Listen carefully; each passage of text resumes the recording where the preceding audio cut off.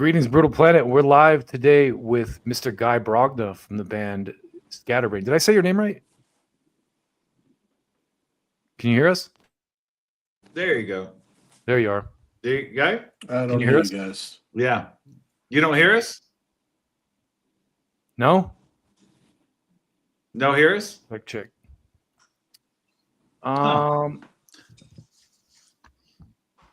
Hold on one second. Go to, there should be a little gear item, and then there'll be a mic that says, a little microphone icon that says audio.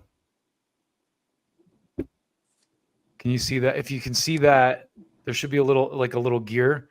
And if you go to the audio section, there will be a place you can select your speaker. So you might have to, it might be like your phone's connecting to your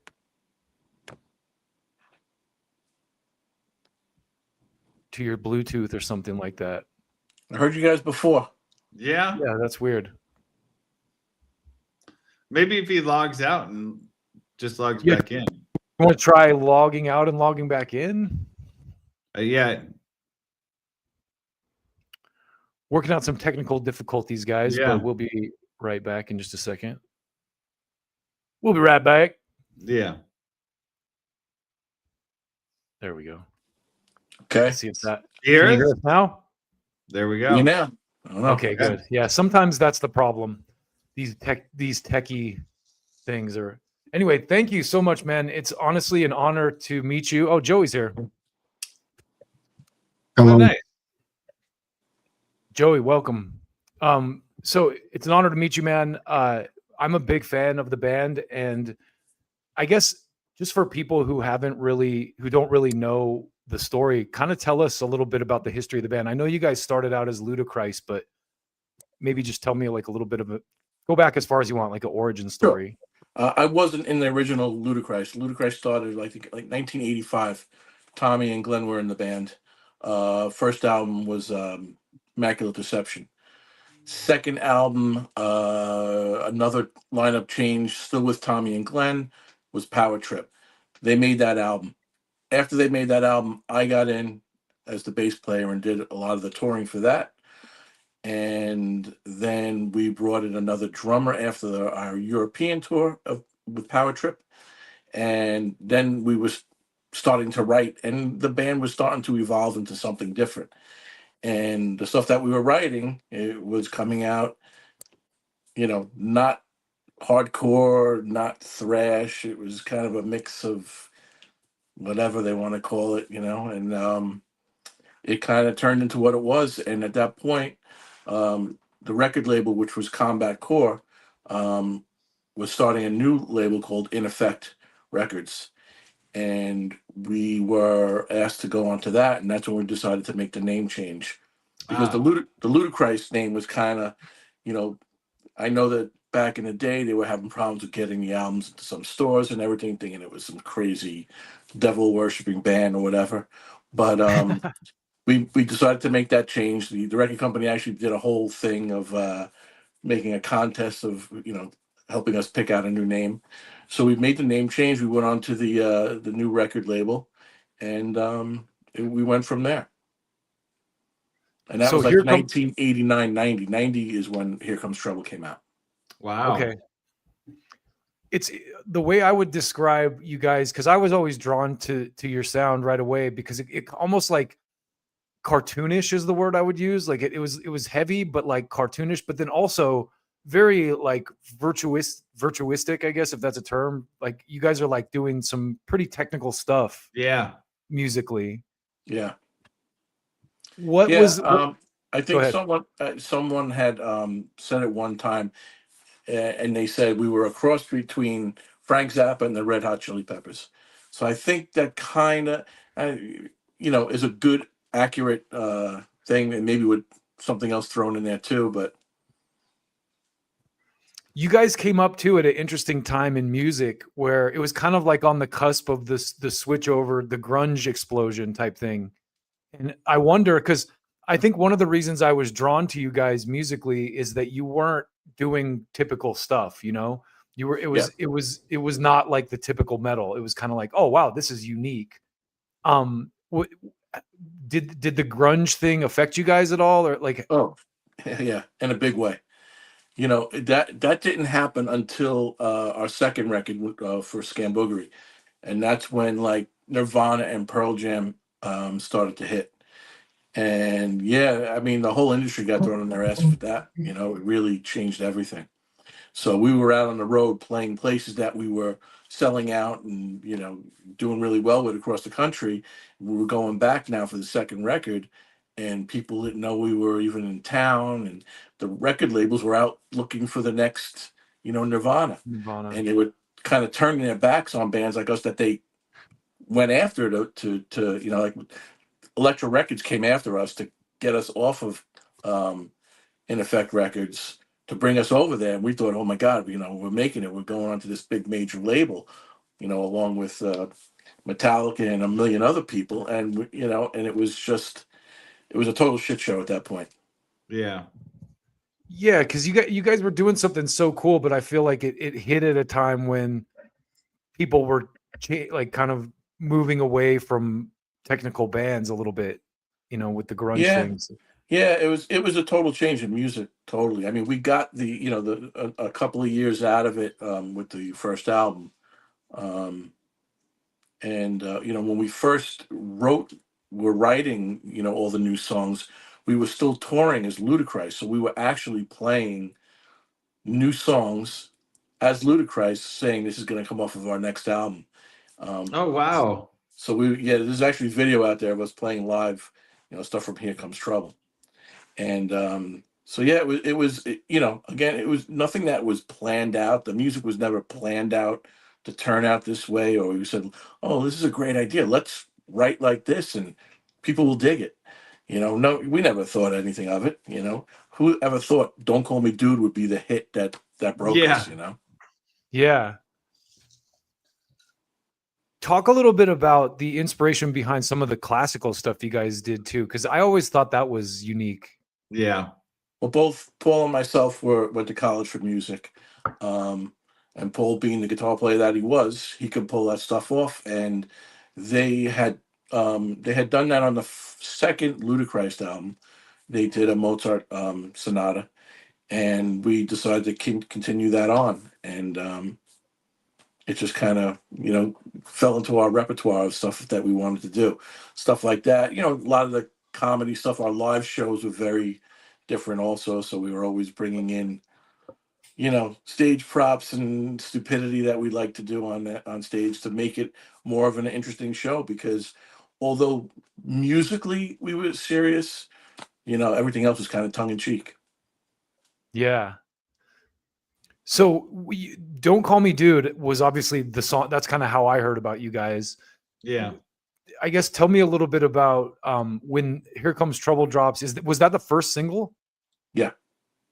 So did it said, according to Wikipedia, it was a top 20 hit in Australia. When that kind of started getting rotation on Headbangers Ball and stuff, did you guys start to see more people at the shows, and did you feel it? Yeah. It's funny because when we went out for the first tour after the record was released, you know, we would rent a 15-passenger van in Queens, throw a U-Haul on it, and off we would go. And so we started out, our very first show was in Pennsylvania. We played to a whopping 12 people. And, you know, it went like that for a couple of shows. And then as we were going, there was a little more. And then college radio kind of picked up on Don't Call Me Dude. And that's when it started to break. And then all of a sudden, then you started seeing more and more people at the shows. And, you know, the big turnover for us was we were in, I think, South Carolina, North Carolina, and the record company sent a tour bus out for us. We were no longer driving in a 15-passenger van, you know, so that was like, holy shit, something's happening here, you know. That means you're selling some albums. Yeah, so that was a turning point. In Australia, it was really strange because we were so popular there. I mean, we were really on the charts. I remember going there. I still have the stuff, you know, saved. We were on the charts with Madonna and Prince, and it's like, wow, what the hell is going on here? But yeah, it was really weird. That's cool though to be able to say that you're on the same chart and you're Sure. above Madonna and all that stuff. I don't know if we ever outdid Madonna, but we were on Yeah, those you know what I charts, you know? mean. I mean that's You're in the pretty mix. cool. Yeah. Oh shit. Yeah, it was pretty funny. I'm sure you guys, like, if you looked at the charts from that month or whatever, you guys were above some pretty notable names, probably. At least, maybe not I'm Madonna. sure. But Yeah, I don't remember everyone that was on there, but you know, Madonna and Prince always stuck out in my head. Yeah. that was the era. So take me through a little bit. You know, the second album, Scamboogery, I noticed it's not on streaming sites. Is there a reason for that, or was it pulled by the label? Or You know, again, this was Elektra Records at that point, so I don't know what the hell they did with the record. We're not sure. It's on YouTube, but yeah, the streaming sites I don't think you see. I don't know if it's on any of them. It might be on Apple, but I don't remember. But okay, who knows? You know, we had the falling out with them for that second album, and then that was it. You know, recently I tried getting a hold of the masters of some of these things because we wanted to do like a re-release, and you know, we have a lot of stuff that was recorded that we recorded that never made it to any records. So we wanted to maybe release. We have enough for at least another album or two. Wow. oh wow. So actually, I think Glenn Cummings actually said recently in an interview that there's a whole album that you guys submitted to Elektra called Hot Garbage that never came out. Is that true? I don't think we ever submitted it to them because we were at that point. Well, we might, you know, what, we might have been working on it with sending them some of the songs, but that was at the same point that shit was falling apart. Hmm. So I don't remember. It's a long time ago, but I don't remember the exact events of that. But it never happened with them. We have all the recordings of it, and you know, it would be a really cool thing to put out because there's some cool stuff on there. Yeah. And you Yeah. know, it was like another level. When I listened to some of it now, I was just like, man, we were on fire musically because we were playing so much. You know, we were really, you know, in control of the instruments. So it was there was some cool stuff on there. Yeah, you guys were always a musical band too. So I mean, I would love to hear that stuff. Yeah. Yeah, we got to figure out what to do. You know, I'd love to get the guys back together and play. I mean, I've been trying to do that for a while. It's proved to be a very difficult thing. I got the guys back together in 2007. We did a reunion and we did a whole set of Ludacris, and then came out and did a whole set of Scatterbrain. Oh, And that's cool. we did 3 shows in New York like that, and it was really cool, a lot of fun. Glenn didn't play those shows, and Mike Boyko from Scatterbrain, he didn't play. We used Dave Miranda from the Ludacris albums. He ended up playing with us, and my friend Pete from high school, he came and joined us and did those shows with us. Oh, And that's still, cool. when we go out and do Ludacris shows, he still plays with us. Yeah, I feel like there's so many bands from that era right now are out doing shows to like bigger audiences probably than they were doing back then. So Yeah, I would love to see you guys out on tour again, man. That'd be fun. cross my yeah, fingers for that. yeah. The Ludacris thing we've been doing since I did that reunion in 2007. We've been out there doing shows. We have been playing, even though it might be once a year or so. But we did some bigger shows over the years. About it goes so quick, but maybe 4 or 5 years ago, we played with Overkill, and you know, that was a great show here on Long That's Island. cool. But the Scatterbrain stuff, I think part of it too is, you know, got to relearn all that stuff again, man. You know, got to get our fingers Yeah. going, and it's a workout. Yeah, it's You know, not so easy stuff to yeah, play. it's not easy, and we haven't been playing it, and you know, and um, you know, me and Tommy, I was with Tommy the other day, and we were talking about maybe, you know, next year coming out and doing like a kind of a mix of Ludacris and Scatterbrain stuff, and going out like that and doing something similar to that. But you know, still talk right now. But I would love to do it. I mean, love to do it. Yeah, man. Let's hope it's in the cards because I would Yeah, love to that'd see be it. cool. I'm kind of hogging the mic. Do you guys have any questions or anything? No, your questions were filled me up just perfectly. Okay, cool. You do like community service stuff, don't you? Community service, like With music and stuff. I thought I read that somewhere. I own a music store. Yeah. But So don't you work with like kids in the community and stuff like that? oh yeah, I do a lot. Yeah, we do all different stuff in the store. Different stuff with kids in schools. I teach a guitar building class in one of the high schools over by my store. We do a lot of different stuff. Special needs classes. We do all different stuff like that. That's really cool. Well, Did you come up with that, or promote did that. you kind of inherit that when you got the shop? No, I got involved in a lot of different things instead of, because sometimes just sitting in the store waiting for people to come in doesn't always work. And, so you think of different ways to kind of, bring business in or whatever. But also, I guess because of my past and because of different things, people would reach out to me. And so Yeah. started thinking outside of the box and doing different things like that. And I'm always game to try something new. We just built a new store. We moved out of our old one, and I built a stage in there. So we just Okay. moved in there in the Oh, beginning cool. of September. So now we're doing shows in there, and recitals for the kids, and so I'm looking forward to doing stuff like that again. That's cool. What's the name of it? It's called All Music, ALL, All Music Okay. in Plainview. Plainview, New York. All Music Inc. Yeah, because it's an All Music website, but it's All Music Inc. Oh, okay. Yeah, it's in Plainview, New York. Do the kids ever get excited knowing that they've had like a lesson from a real touring musician? Well, or anything? I'm not a teacher.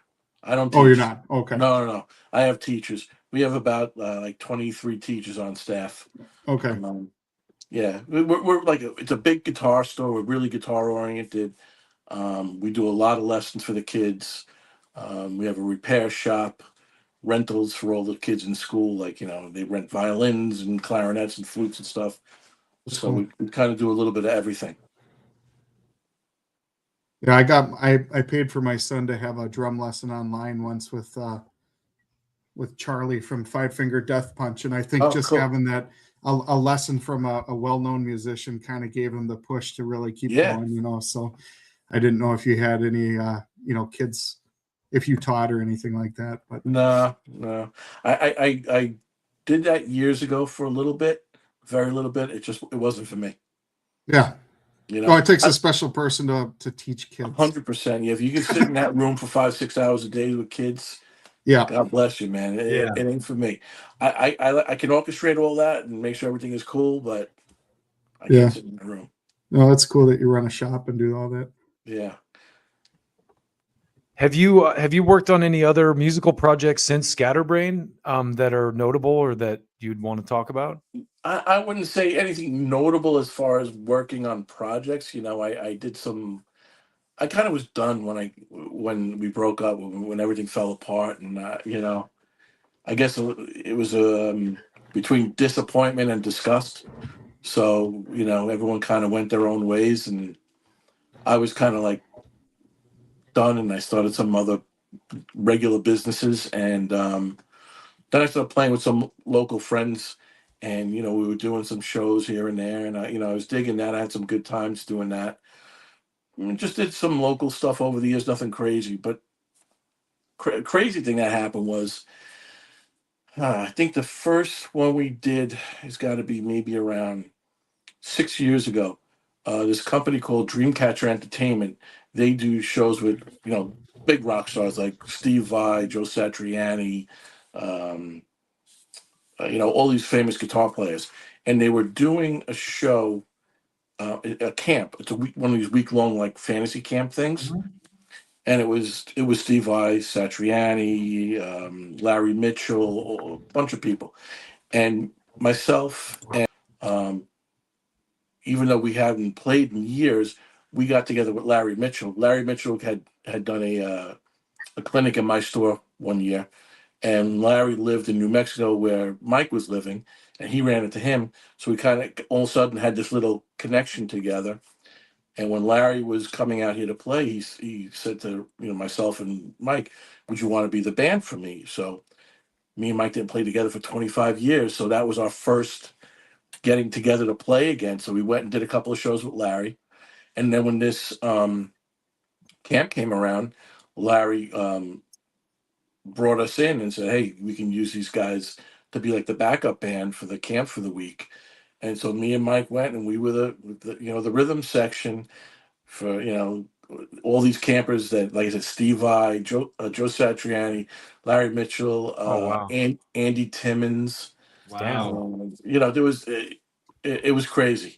So I say I didn't do a whole lot, but all of a sudden we get these opportunities because of what we did, and I was like, wow, this is great. And then a year later, we did the same thing for Paul Gilbert, and we Oh did damn. his Oh, wow. So it was like, wow, yeah, I haven't played in years, but man, I got some pretty cool gigs. Yeah, no, not a lot of people get to say they played with Steve Vai and Satriani and Well, names like that. we didn't get to play with them.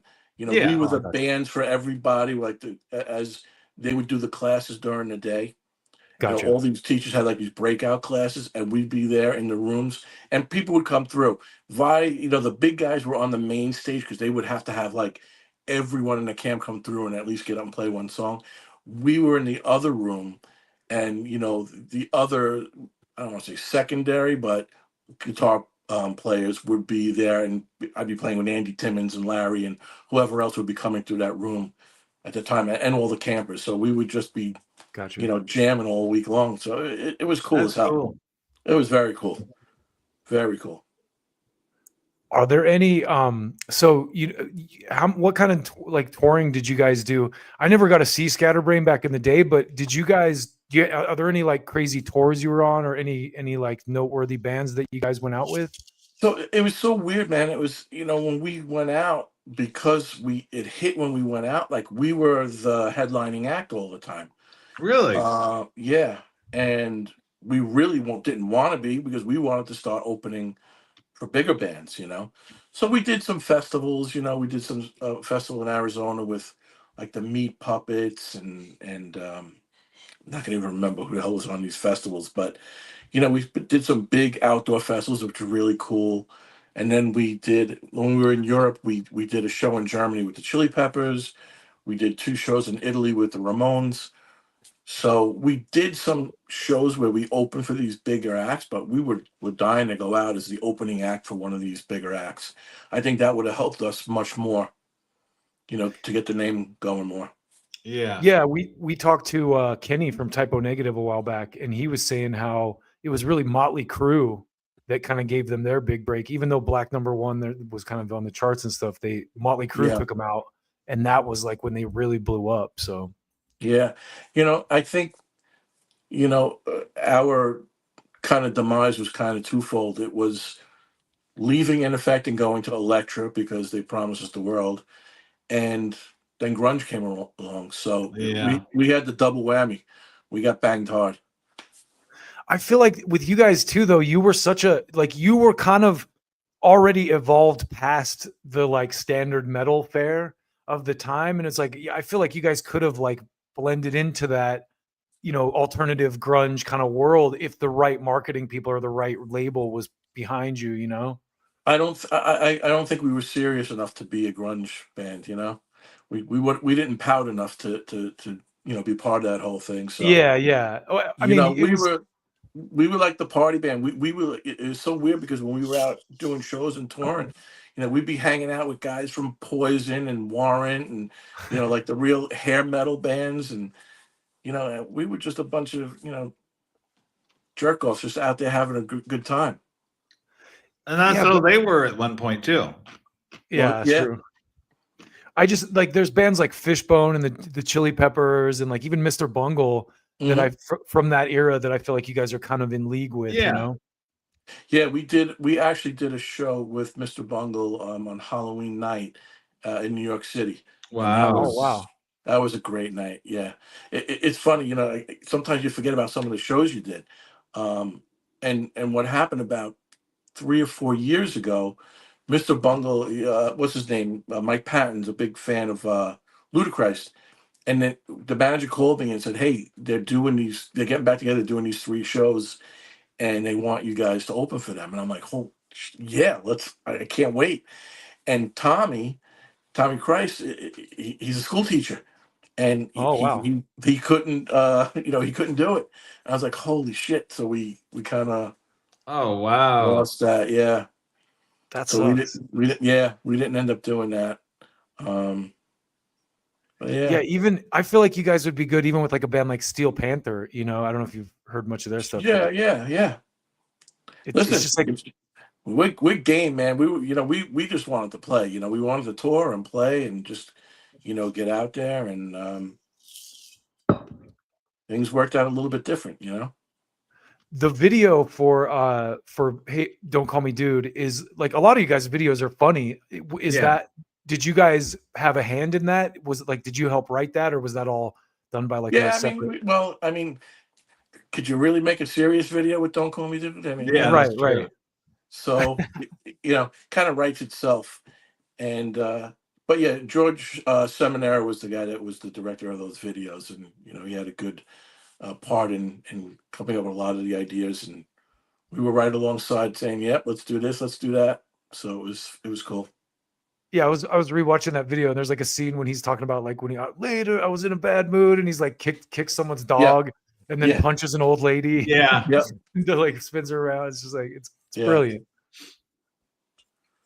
yeah, man. Again, who would have ever thought that was going to be something that would be on Headbangers Ball and everywhere else? It was just very unexpected. It's also a challenging song. That's the other thing that's impressive about it being a Mm, hit. Like it changes genres like 3 or 4 times over the Yeah. course of the song. yeah, But I feel like it was something that MTV needed because we were switching out of the hair metal and going into the grunge, and we needed something in between to we needed something there for us. And that I feel like that was it for a lot of us. Yeah, yeah. It was a good run of something very different. yeah, it's disappointing that you guys weren't handled better because like I said, I just feel like you guys could have been marketed better maybe or Yeah, yeah. sure. Yeah. It could have been different things. Yeah, who knows? It was, like I said, it was a very weird time in music. It was. It was a And it weird. really it changed overnight. I mean, literally changed overnight. When we were doing the second album, we did our first video for Scamboogery, which was the video was Fine Line, and we're in some film studio in L.A. shooting some scenes, and there's a couple of guys from Pearl Jam watching because they were using the same videographer that we were for this thing, and that was you saw everything really starting to change. Yeah. Yeah. Well, it's cool though because I feel like there's kind of a renewed, appreciation for a lot of the music from the 80s, especially the like hair bands and just Oh like the yeah. musicianship of that, because Mhm. there's a lot of great grunge bands, don't get me wrong, but I feel like to your point, it was like when that era hit, it was more about like, oh, I'm so sad or I have this pain inside me Mhm. instead of just like, let's party and make good Yeah, songs. It was more of like how you dressed. yeah, Yeah. right. If you wore flannel, you were grunge. Yeah. Yeah. I've been wearing flannel since I'm a kid, so I don't get it. Yeah. But okay, A lot of that's the media too. It's kind of Yeah. like what they whip all that stuff into a thing. Oh, Yeah. flannel is the thing now. Yeah. And listen, but there's a lot of great stuff. I mean, Pearl Jam came out of that. Soundgarden. There's a lot of great music that came from that stuff. Alice in Chains, yeah. Yeah. Yeah. Oh, so many great bands. It that cycle I feel like happens all the time too, right? It's like the punk happened in response to prog, Mm. and then like grunge happened kind of in response to the hair metal thing. And I think we're at a point right now in music where everything's so processed and like, married to the grid that we're almost like at a point where there's going to be another turning Could be boards. interesting. Yeah. With Could the be A, interesting. what do you think about the AI thing? I hate it. Yeah. I hate it along with cell phones and computers. You know, I might sound like an old man, but I mean, I think it screwed up so many things in this world, including the kids and creation, and you know, and um, interacting with one another. That something like this is really cool because we could never do something like this. There's Yeah. certain things that it's great for, but I think it's ruined a lot of things too. And now AI, that you can tell it and it can write a song for you, is you talk about Milli Vanilli and not singing on their record and cheating. Shit, now you got them writing a whole record for you and you don't have to do anything. Yeah. That doesn't work. I think though the response to all this AI slop, as I like to call it, is there's going to be kind of a like a renaissance of real music. Like people that can actually play, and I already kind of see it a little bit. Like my kids, they're in their late teens, early 20s, and they're buying vinyl and stuff. Yeah, my daughter does the same. Yeah, my Yeah, my girls, yeah, they go to concerts. My girls, they follow around 21 Pilots since they started. I guess because they grew up in a musical household. It also depends on how you raise them too. If you're into music, a lot of times the kids are into it. There's times where a parent comes into my store and the kid wants to play an instrument, and I go, "Oh, well, what music do you listen to?" I don't know. What bands you like? I don't know. And I go to the parents. Do you ever show them music or play music in the house? Well, not really. wow. I don't even get that. It's really weird. Yeah. But yeah, it's part of it's how you're raised, and some kids are into sports, some kids are into music. Oh, that's a good point. I definitely grew up in a musical household, and so did my kids. So it's obvious in the way that we experience the world, I think. Yeah. Yeah, definitely. How did you get into the bass? I'm curious. Like what kind of artists, or what was your inspiration for picking up the guitar? Uh, I don't know, man. I mean, I always loved music from a young kid. I remember getting my first 45 was the Beatles' "Hey Jude" and bringing it into kindergarten for Mm. show and tell. Oh So I wow. was always into music, and even though my parents weren't musicians, whatever, my grandfather, they were into music, so we were always listening to music. So I grew up hearing Tom Jones and doo wop and country, and so I heard it all. But I guess as I started getting older and listening to different things, Kiss being one of the big things that kind of exploded when I was like 10 years old, I guess. So that was a big thing. And, you wanted to be a rock star. You saw them on stage and it was like, Yeah. yeah. And, and then I started getting into more stuff. But at 11 years old, I found Frank Zappa. And then that totally turned me around to all different stuff like fusion and funk and all the different stuff. A lot of the stuff that we're probably all in the band got influenced with and changed our ways of thinking musically. But yeah, we were. I guess I just seeing that the rock star thing. I would be in my room with a yardstick, with a light set up, playing along with a Yes album or whatever. And then finally one day I started taking some guitar lessons and wasn't very good. And I would go to my friends. I had these friends that had a high school band, and I used to just go hang out at their rehearsals, and the bass player didn't show up. And they're like, "Hey, do you think you can do this and follow along?" I'm like, "Yeah, I'll give it a shot." So, we were doing like Eric Clapton cocaine, and I was just following the guitar player's fingers. And they're like, "Hey, you want to do this? You look cool." I had the big pork chops and, 16 years old smoking a cigarette and a leather vest. And I'm like, yeah. And that was it. 30 days later, we were out doing shows everywhere. And then I just kept going from there. So you like That's cool. accidentally fell into the bass. That's crazy. Yeah. Yeah. So It worked out. one of the things we have to ask you about is there's a new Scatterbrain on the scene. Yeah. I thought that was kind of interesting because I'm like, does this guy not have Google? Like, nothing against him. Like, he's cool. He has a podcast and stuff too. But I'm curious, like, what you guys thought about that. Like, when did you hear about that? And Well, what, yeah, I kind of, poked the bear a little bit when I found out because Glenn had reached out to me and said, "Hey, did you see this?" And someone else, a couple of fans and friends were sending it to me. So I just went on his page and posted, a picture of the Here Comes Trouble album, Ah, then Scamboogery album, then the Wikipedia thing about us, and then I did a post on our Facebook page. I run our Facebook page, and I said, hey Brian, I heard the Led Zeppelin name is up for grabs too. yeah. So, I don't get it. If you just did a Google search, there's not much Scatterbrain. You got us, Yeah. Jeff Beck's Scatterbrain.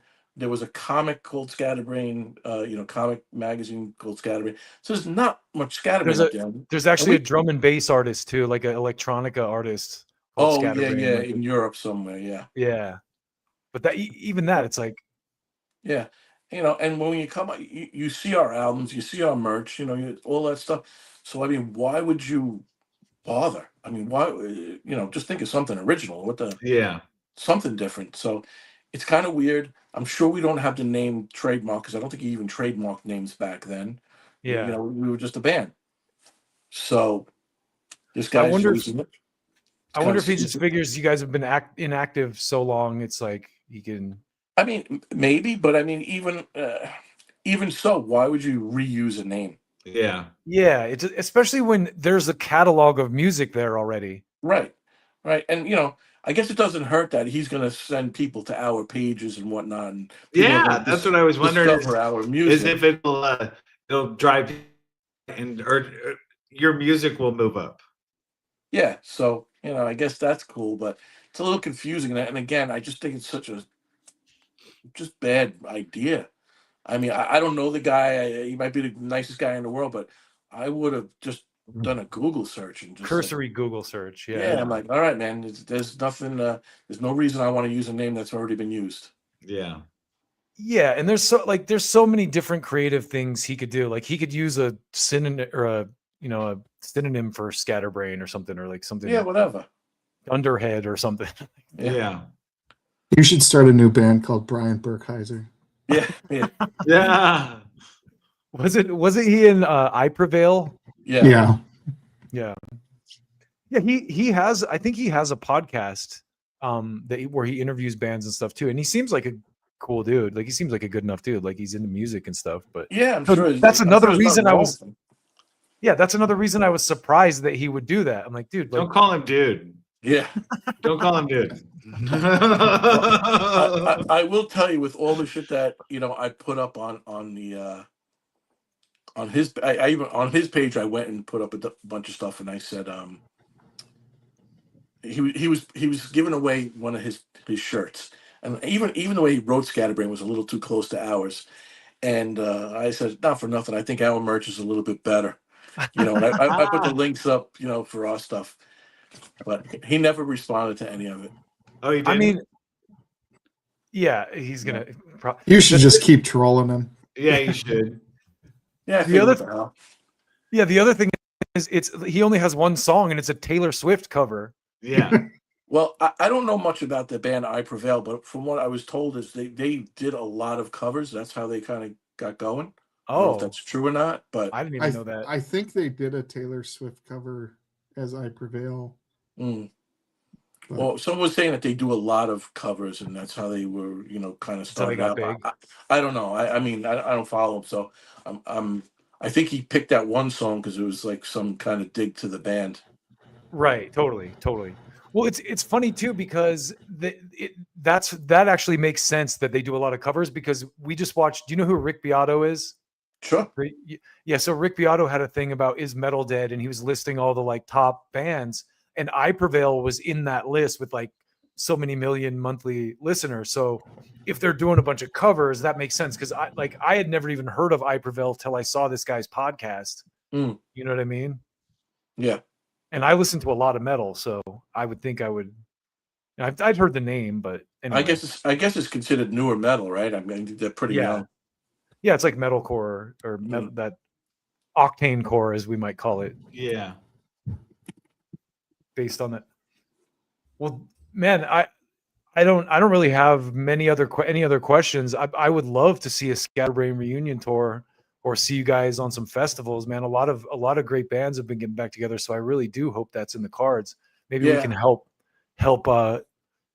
jostle that possibility along. Yeah, listen, man, I'm down. You know, I got clearance from the wife already. You know, I'm ready to go. Nice. You know, but yeah, it's you know, again, everyone in the band, you know, owns businesses. Like I said, Tommy's a teacher, so it's really hard to like get up and go and do Yeah. something.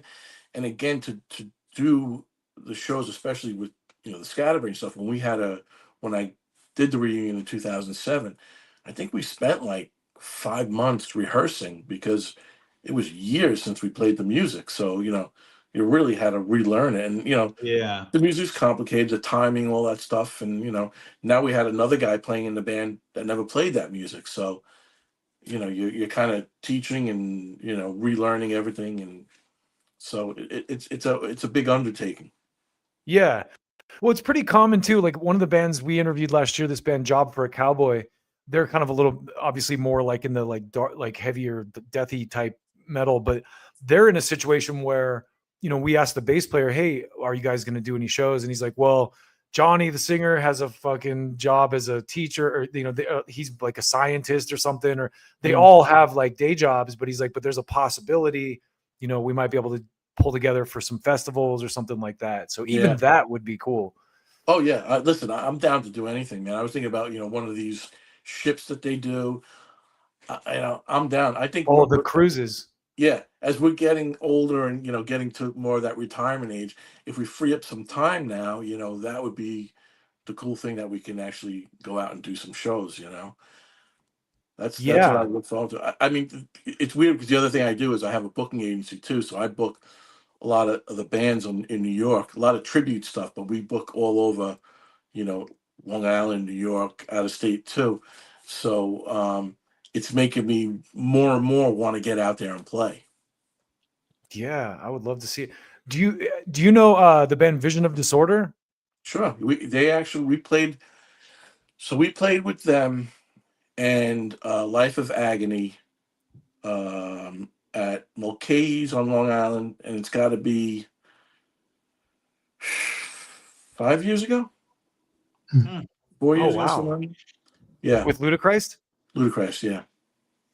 Damn, because you mentioned Long Island, and it's like I was way into like the New York hardcore scene. So a lot of those bands from that a lot of good like jazz influenced hardcore, and like just a lot of really good like musical stuff out of the East Coast. So yeah, I mean, look, you know, it's crazy. I look at guys like Agnostic Front, Biohazard getting back together, and these guys are still going, man. I got a lot of respect for those guys. It's great.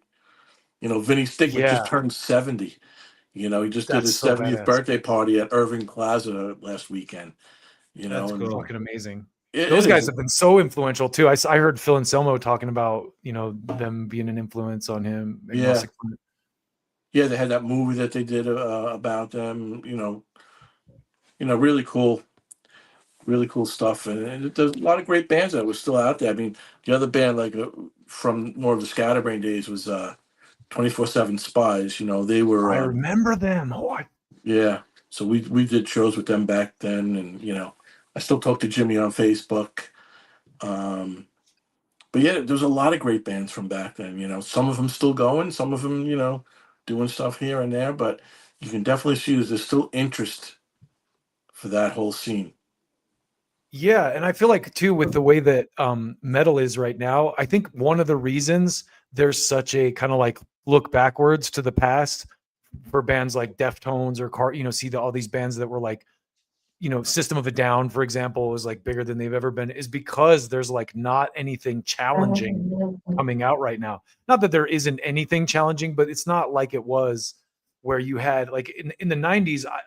What I thought was cool about the grunge era was I wasn't just like a grunge fan. There was like all this confluence of like just great kind of like creative music coming out, you know, like from you guys to Chili Peppers to Ministry to Fishbone to, you know, Faith No More, and yeah, just everyone was, it felt like everyone was kind of like trying to do something different, where now it feels like everyone's kind of trying to like fit into the specific mold, you know? well, Yeah, I even don't. like Anthrax, they were just like, we're gonna do it our way. Yeah, yeah. I think the other problem is that the outlet that we had, um, that music was getting out on, was very accessible, like an MTV, like the Yeah, radio.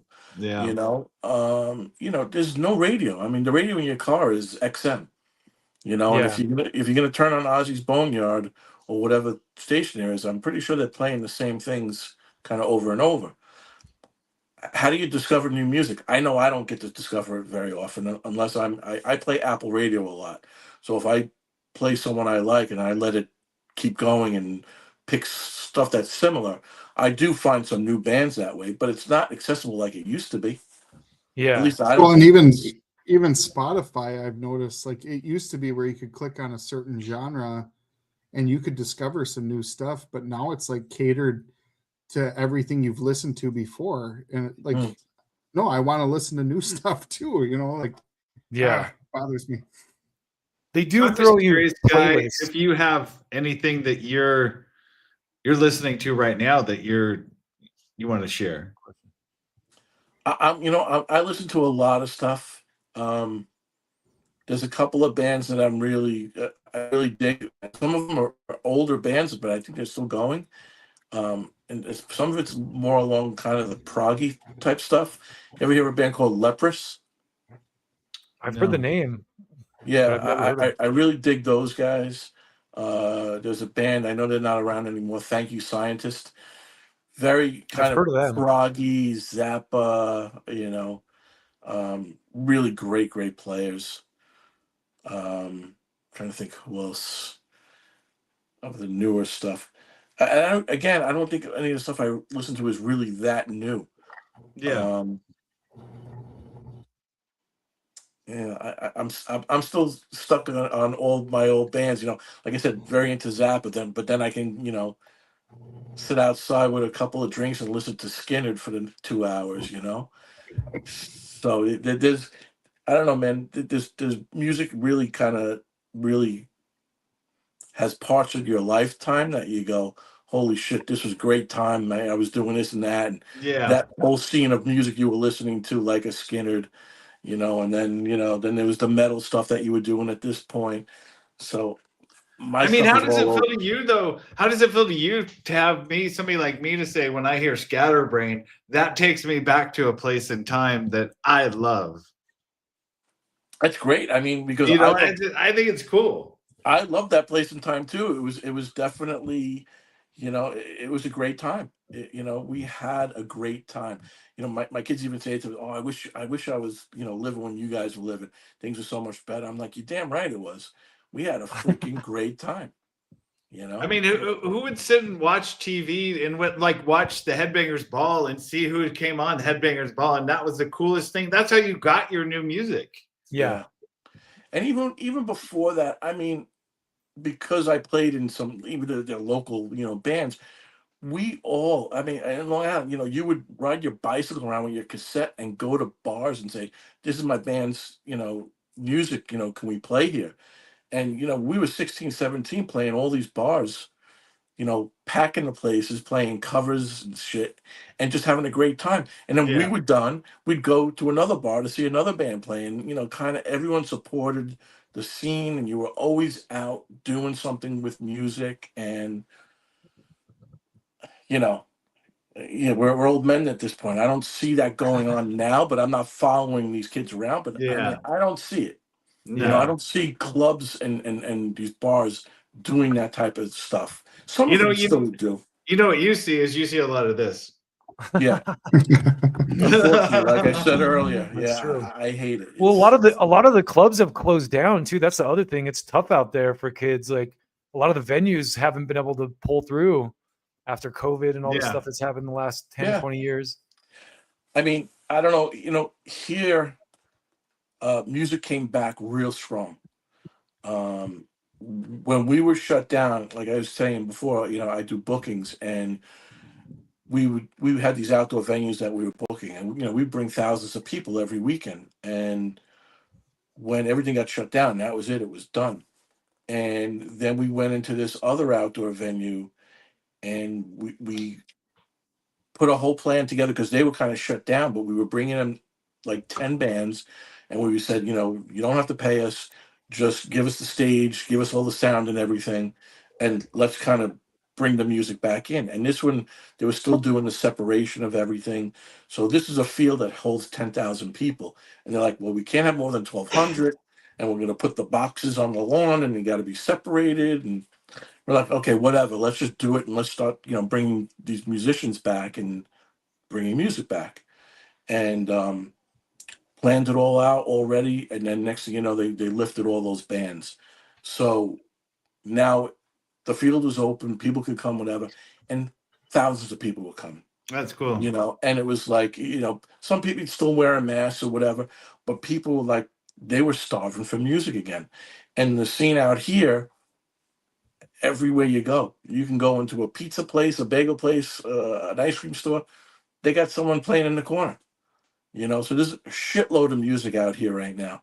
Really explode. We do shows everywhere. It's, I think we did 250 shows last year. Oh wow! So cool. Through your booking company? Yeah.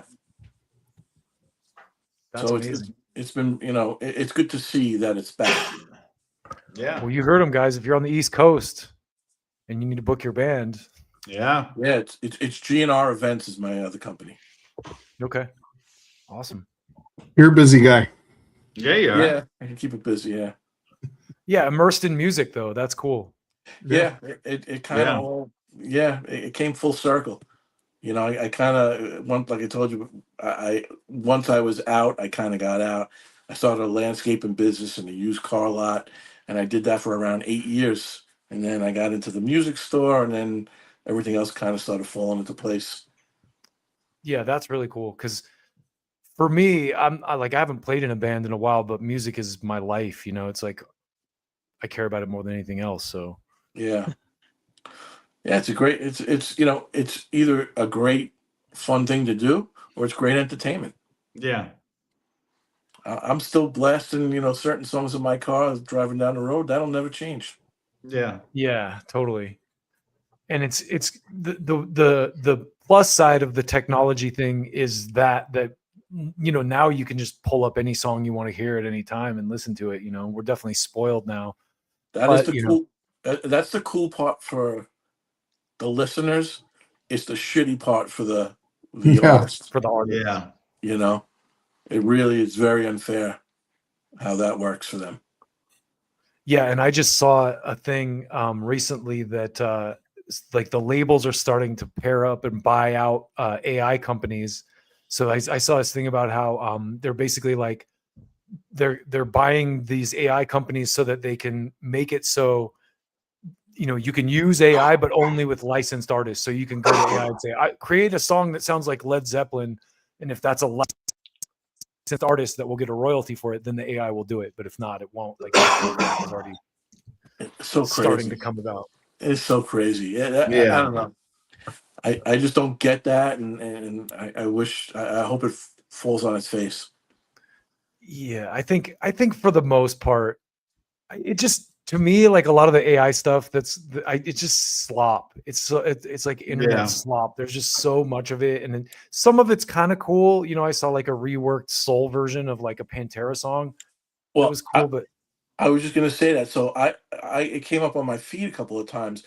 There's this one guy that does, like, he puts up these AI remixes of they'll take an AC/DC song or whatever songs, James Brown. They make it into soul or funk, and it is so good. Yeah. Is that the Nick Harrison guy? The black guy? It's the guy that Justin interviewed, isn't it? No, that's mashups. That's Bill McClintock. That's not AI. This guy's black. He's always happy. He's an older guy. Yeah. Okay. I know who you're talking about. Yeah, He's really good. Yeah, he is. He's great. And it's the first time I saw him. He put up, I forget what song it was, and I listened to it. I'm like, oh my god! And it's such a great soul version of the song that it was. He did one from Dio, not him, but whoever did it. Dio. There was a bunch of, and I couldn't believe. The problem is how good it was. Yeah.